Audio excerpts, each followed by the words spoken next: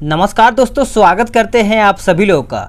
दोस्तों आज बात करेंगे घटना चक्र के पूर्वावलोकन के बारे में। आज मैंने इस बुक को मार्केट से लिया है।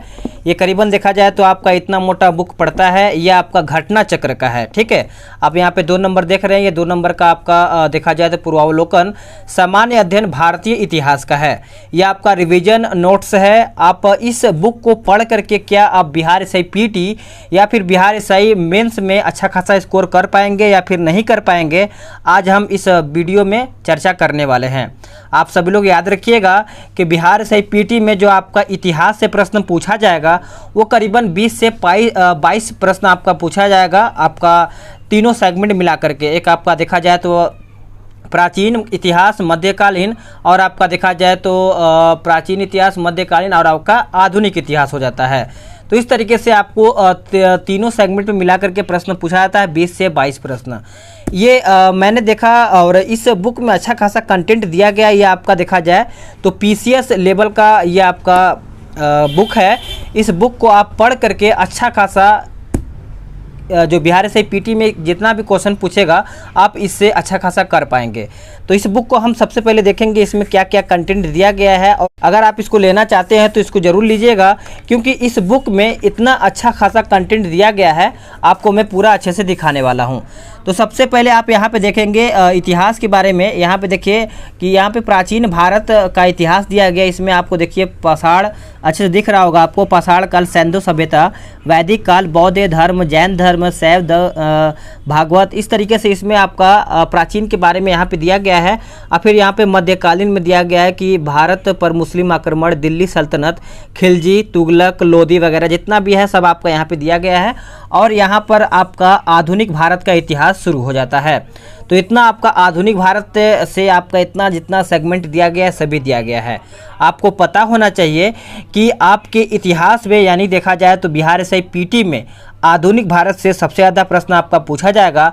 तो आधुनिक भारत आप इससे अच्छा खासा रिवीजन कर पाएंगे, और आपका जितना भी प्राचीन और मध्यकालीन दिया गया है। अब देखेंगे कि इसमें किस तरीके से आपका कंटेंट दिया होता है, क्या होता है, क्या कैसे नहीं होता है, सभी हम इसमें देखेंगे।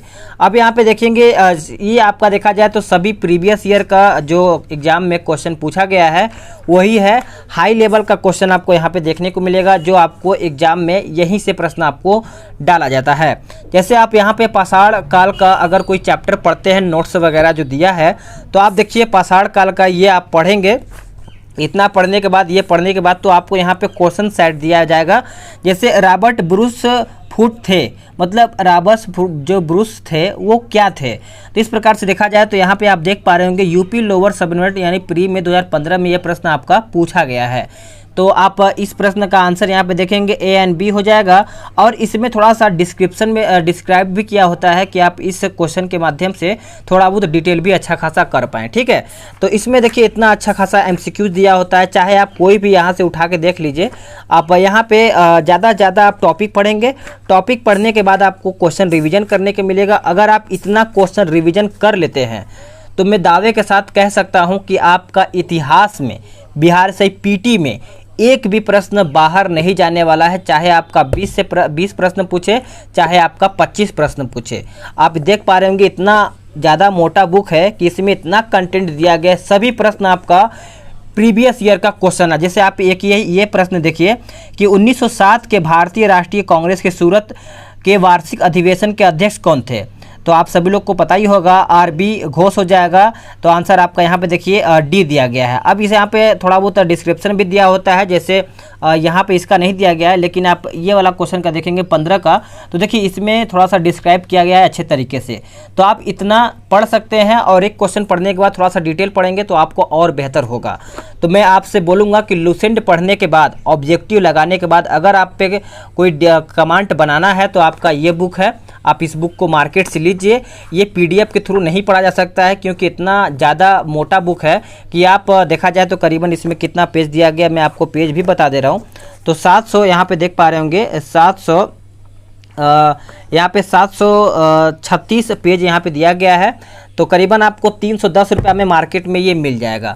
तो आप इस बुक को खरीदिए और पूरा इस बुक को खरीदिए और जितना पूरा आपका इसमें दिया गया है पूरा इस बुक को रिवीजन कर जाइए, कम से कम जितना आपसे हो जाता है। मैं दावे के साथ कह सकता हूँ कि आपका इससे एक भी प्रश्न आपका बाहर नहीं जाएगा। ठीक है, तो अगर आपको वीडियो अच्छा लगा हो तो वीडियो को लाइक करिएगा, शेयर भी करिएगा ताकि और भी लोग इस वीडियो का रिव्यू देख पाएँ। मिलते हैं एक नए वीडियो में, आज के लिए इतना ही। जय हिंद, वंदे मातरम।